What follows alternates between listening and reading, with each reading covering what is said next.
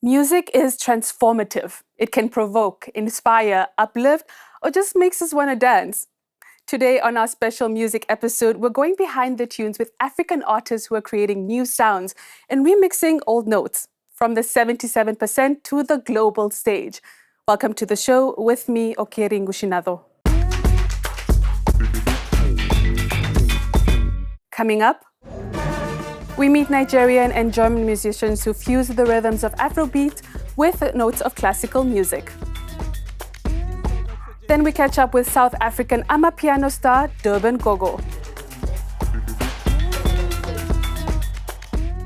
And finally, we travel to Kisumu, Kenya, famous for its sunsets, the beautiful Lake Victoria, and Benga music.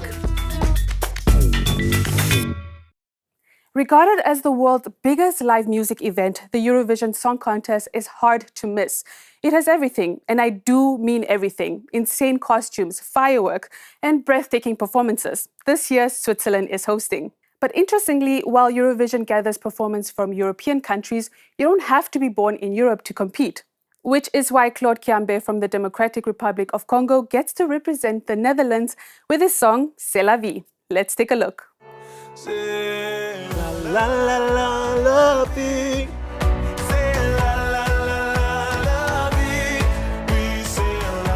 This is the story of Claude Kiambe, from the Democratic Republic of Congo to the blinding lights of stardom in the Netherlands. From newcomer to national pride at the world's biggest live music contest. It is insane. I feel so honored to represent the Netherlands at Eurovision Song Contest. It's big and it's huge, but I don't know how I can. It's hard. Can you imagine singing in front of 200 millions of people? No, me neither. Ever since his selection for the Eurovision Song Contest, Claude has been preparing tirelessly. Switzerland is the host in 2025, and concerts and PR appearances like this one in Amsterdam have become daily routine. But Claude always is cheerful and a true entertainer. I want to stand there for something. I want to tell a message and bring something to people. And something my mother told me when I was young was always C'est la vie. That was the phrase she always told me. Sometimes things are bad, but there are always things you can be grateful for. There are always things you can think about and get a smile. C'est la vie, she sang to me. I was just a little boy. His song, C'est la vie, is just about that. Staying positive through every defeat and setback. C'est comme si, c'est comme ça, c'est ton way on part, it goes up, it goes down, and around, que sera, oui sera, me voici, me voilà chanter, 1, 2, 3, c'est... Claude dedicated the song to his mother. He wrote and composed it with the help of 3 Dutch producers, and while he often sings in Dutch, for Eurovision it'll be English and his native French. I really want to tell the people in Africa or in a situation that they think they will never be somewhere or do something or just small in a miserable place. There is always hope. Claude was born in the Democratic Republic of Congo in 2003. His father died young, so his mother raised him and 6 siblings alone. There was no money for school. As a child, he fled the war-torn country with his family. But during his time in a Dutch refugee shelter, a key moment sparked his musical ambitions. I think I was 9 in the Netherlands when I came, and the first thing I saw there was Conchita. Conchita Wurst's Eurovision win in 2014 was proof that you can succeed, regardless of gender, origin, or looks. And so, singing became Claude's passion. He sang in school, joined talent shows, and got his first record deal. His debut song, La Da Da, skyrocketed, topping the Dutch charts. La da da da da da, la da da da da. So what's his goal for the Eurovision Song Contest? I really hope a lot of people can have a message or something, just watching me, just looking at me at a stage and being like, well, if he can do it, I can do it, because that's true.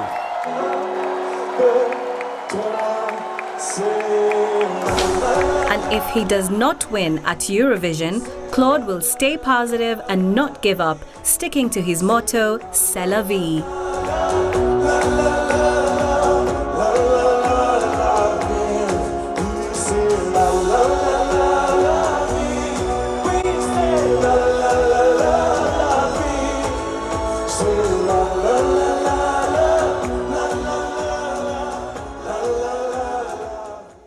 You are definitely an inspiration, Claude. Let's hope C'est la vie becomes a classic. And speaking of classic, what comes to mind when you hear classical music? You probably picture people wearing black suits sitting around in big concert halls. While classical music did originate in Europe during the medieval and Renaissance period, many African composers have also made important contributions to the genre. Now, a new generation of Nigerian classically trained artists recently met in Lagos with top musicians from Germany to create something beautiful. Before we dive into our special debate on topics like AI and the financial challenges Nigerian musicians face, let's learn about the campus project that brought these students together.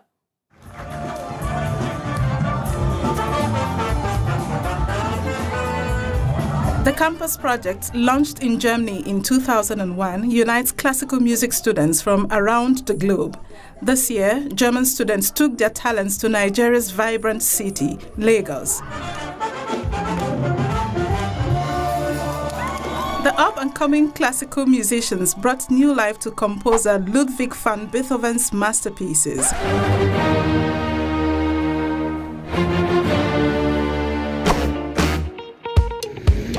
In Lagos, the students created a cross-cultural concert blending Beethoven with Nigerian musical traditions. They were under the artistic direction of the afrobeat band Bantu, which stands for Brotherhood Alliance Navigating Towards Unity. Formed in 1996 by Nigerian German musician Adebantu, the band is renowned for its energetic performances and eclectic sound, fusing Afrobeat, highlife, Afrofunk, and traditional African rhythms. Now, let's dive into the debate and hear from the students.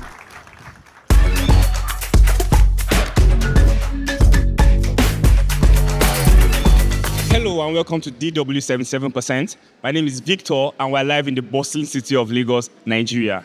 Behind me are classical trained musicians who are part of the Born Project 2025. The Beethoven First Born Project has been on for over 20 years and Lagos, Nigeria is hosting for 2025. Let's meet them. There's a saying that goes, music is a universal language, right? So far on this project, do you think that saying is, what do you think about that saying? Do you think it relates to what has been happening in this project so far? I actually got to believe the saying, because when everyone assembled to rehearse, we all like practicing with scores. When we saw the scores, we all played the scores like we've been rehearsing before. So, I feel music is a universal language that maybe wherever, maybe from Germany, once you see the music, once you see the written music, we can play it. Even from Nigeria, once you see the written music, we can play it the same way, but just like the interpretation are different, actually. Okay, thank you. So, Leopold, same question I asked you. Music is a universal language. How true do you think that is compared to what you've experienced on this project so far?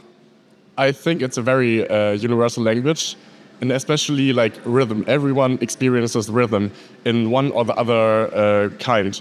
Like with Afrobeat, you have the drum set. In Egmont Overture by Beethoven, you've got strings playing the beat, and everyone can feel it, so it's very universal. Okay, thank you. How would you say the German music culture and the Nigerian music culture, how easy was it to for both cultures to merge together musically?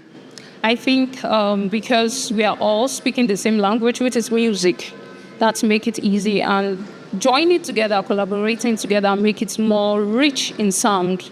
So it make it very perfect. You've been part of this project for a period of time now. What would you say are some of the similarities or dissimilarities between the Nigerian culture when it comes to music and the German culture when it comes to music? Okay, the similarity about it is the musical notes we are all playing, because it's just one language. Music is one language. Interpreting the music notes it's one language interpreting. So the differences I can say about it is the way we interpret it, because as we Nigerian, we interpret it the way we see it, but as a German, they interpret it the way the composer feel it has to be interpreted. But I can say the German because the Beethoven, they know more things about the Beethoven, how he interprets his music than we do. We only play it and interpret it the way we feel it should be interpreted. But them, they know the rules, the way it has to be interpreted. If it's a Beethoven playing it, that's only what I can say for now. Thank you, Mary. So, Mary, same question, but as a German, what do you think are some of the similarities between German music culture and the Nigerian music culture so far? I think that this similarity is the way how we learn music. Like, I think Nigerians hear or listen a lot to music and learn it by listening. We had a few situations in our rehearsals where one person didn't know what to play, and the other person just played it for her or for him, and then she or her listened to it, and then he or she could play it. And I think in Germany it's not like this. I mean, you have the score and you really focus on the score and what is written, and I think this is what Germans are maybe not so talented in, that to only listen and play it. So with the rise of AI, do you think that creators or music composers can actually use AI to their advantage when it comes to coming up with compositions or making music? I think AI can be a chance, but I mean, what about the creativity? I mean, AI is not a human and not a human being. So when it comes to AI, I miss the creativity of the humans. Thank you. So back to you, Farouk. Same question. What do you feel is going to be the impact of AI to creativity when it comes to music in the coming years? Okay, so I do not see AI as creative because it's just going to, for instance, I can just type it that, okay, compose a piece for me and tell the AI the story, but the AI is not going to compose the piece the way I feel. It does not have feelings. It's just a machine. So like I don't think AI is good actually, but I don't think it can express the feelings in performing the music actually. So you think when a human is composing, it's deeper than when an AI is composing? Yes, definitely. Do you agree with that? Yes, I think agree. In this way, that it is like a sense in itself to compose music, something to for sharing your feelings and sharing your experiences.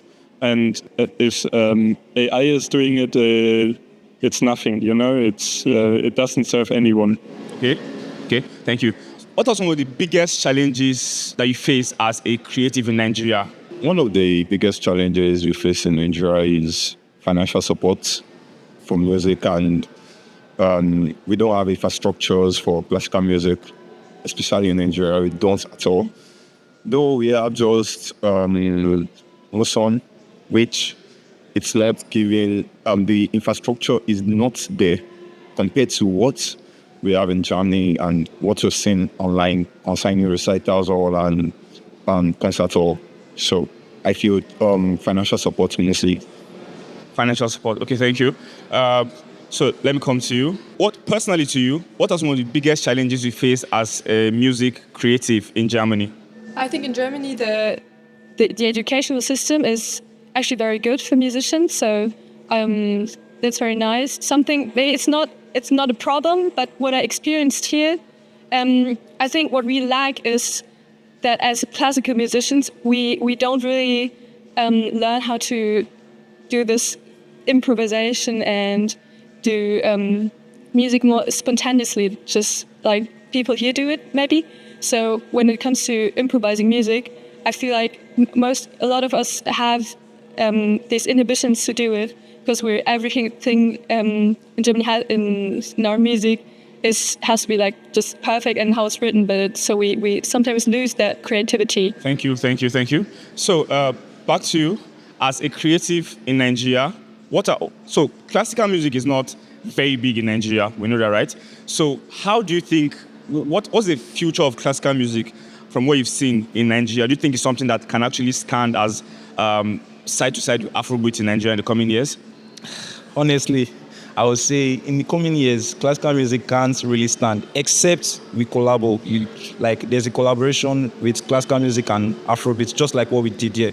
So that's the only thing that can make. But basically, and only if classical music are played more often in radio stations, like we have Afrobeats, and maybe in clubs or something. If classical music are played, it can appreciate people listening to classical music. But if without that, I don't think people can appreciate classical music like that in Nigeria. Okay, great. Let me come to you. Something I want to say linked to that is that also in Germany, not everyone loves classical music. In fact, in my school, I was basically the only one in my year who really enjoyed it. So that's another interesting thing. So, Afrobeats, unfortunately, we don't listen to it that much, yeah. Okay, so do you think it was easy merging Afrobeat and classical music from what has happened in a couple of days? To be honest, I don't believe that it was a huge challenge because, as we said before, music is a universal language. And even if someone can't completely read the score, they just listen to it and manage to play it. So, I mean, it worked, Also, of course, the guys from Nigeria who play the classical instruments, they helped because they were kind of a connection, I think, between us and the band from Adebantu. And of course, there were challenges, but in the end, it wasn't that big of a deal. We just played together, yeah. Thank you very much. What would you say is your biggest takeaway from the project so far? I really take away the hospitality of the Nigerians. We were really welcomed here, and it was really nice. Let me come to you, Mary. What has been your biggest takeaway so far from the project? Okay, my biggest takeaway is the concerts, not a concert, an open areas that we did yesterday, collaborating with classical and Afrobeat, and the audience that was around more of the white, the black, those ones that know classical more without Afrobeat, and those ones that know Afrobeat without classical. So now joining those two sounds together to make a perfect music. It's a big thing. It's a big thing for me. I'm very sure for everyone it was a big thing. And they really enjoyed it. And we also enjoyed that. So it's a big one. So thank you very much. That was it from our classical musicians we have Germans and then we have Nigerians who are part of the Beethoven Fest project for 2025. Thank you so much for watching. This is DW 77%. Keep watching. Bye.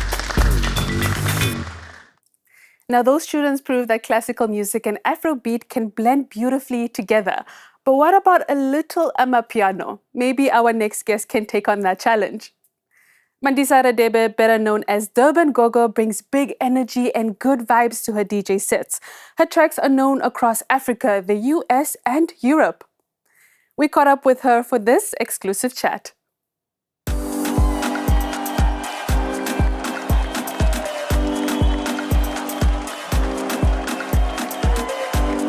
I want to know from you, what inspired your name? What does Durban Gogo mean? Oh my God, it's such a long story. Okay, I'm from Durban. Durban is an abbreviation of Durban, so I'm from Durban. And Gogo is like your grandmother, but I interpret it more as your ancestor in music, your spiritual guide in music. So I am your Gogo from Durban that navigates you through this world of entertainment. And you are a DJ. How's been the journey so far? It's been quite incredible. I've been DJing for the past 9 years. Oh my God. Yeah, it's been quite the journey. I've always been playing house music, so basically electronic, up until I started playing Amapiano, which is still house in a sense. I still feel like it's the first time I started. It's pure and genuine.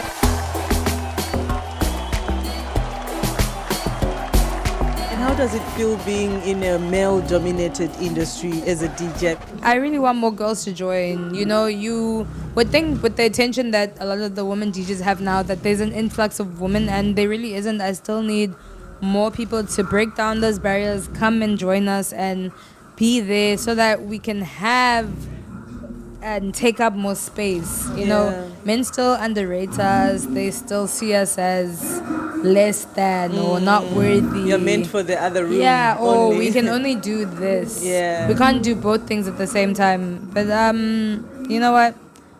It's fine. Just makes us work harder. And now, I mean, there are so many girls in Africa watching us right now that would want to become a DJ. Like you said, you want more women to join. But our parents sometimes are still like, you know, a hard nut to crack when they have to take you to school. They expect you to be a doctor, a lawyer, a pilot, or whatever. I don't blame my parents. They struggle through a lot of adversity. They're still doing that. Even us today, it's not that we're not fighting battles. We really are. I want parents to allow people to genuinely and naturally go into the things that they think they can do, things that they deserve. I think the hesitation from them is more of they understand the industry is a dog-eat-dog world. You can be hot today and not tomorrow. But if you genuinely have a talent and you know what you're doing and this is like your heart and soul, pursue it because you really never know.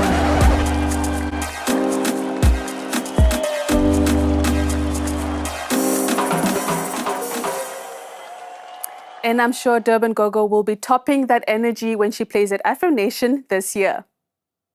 Now let's travel to Kisumu in Kenya, where you can enjoy the best sunset views over Lake Victoria with a drink in hand and, of course, great music. This week's My City tour guide is singer Ivy Dulo.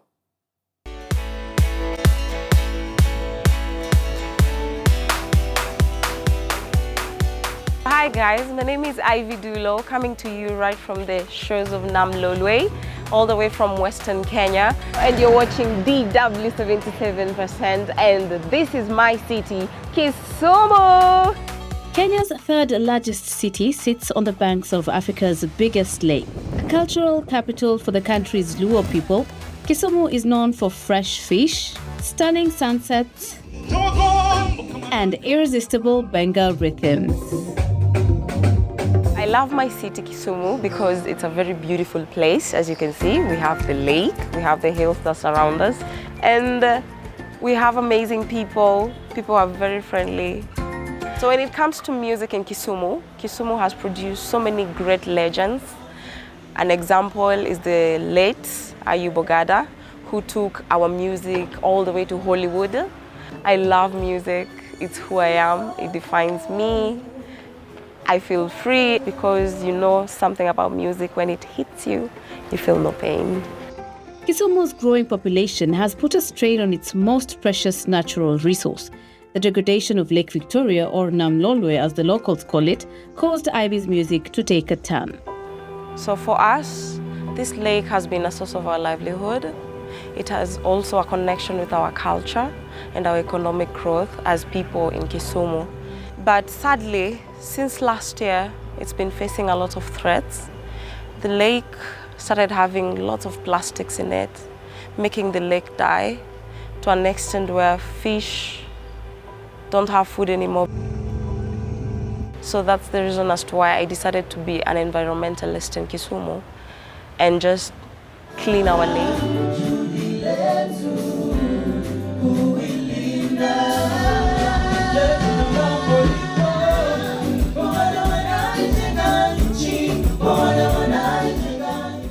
I want these lyrics of this song to inspire the people of my city to be able to know the consequences of what we are doing to this lake and to know the importance of this lake. Ivy doesn't limit her environmental advocacy to the concert stage. Most city residents live in informal settlements like this one. And it's here that Ivy's anti-pollution crusade gets hands-on. So we're in Koyango, my place, my hood. This is where I live, and we're on our way to a plastic recycling workshop, and we're going to meet a few of our young environmentalists. Can you imagine all this came from the lake? We're going to shred these plastics through this machine and get to see what we're going to get. Precious Plastic Manyata is headquartered in Kisumu's largest slum. Young waste pickers take plastic waste from waterside dump sites and transform them into household objects and trinkets they can sell. Wow, isn't this beautiful? This is the end product from all the waste that was collected in the dump site. For Kisumu residents, the lake is more than just an important economic resource. It's also a place of relaxation. And what better way to enjoy it than with a sunset cruise on Namlolwe's gentle waves? I love my city and I love my lake, and I'd love for my city people to come together and preserve this lake for the future generations. We are always looking for hidden gems across Africa. So if you want us to visit your city, write to us on our social media, DW the 77%. But sadly, it's time to wrap up our music show. I hope you've had as much fun as I did. From me, Okeringo Shinado. Until next time.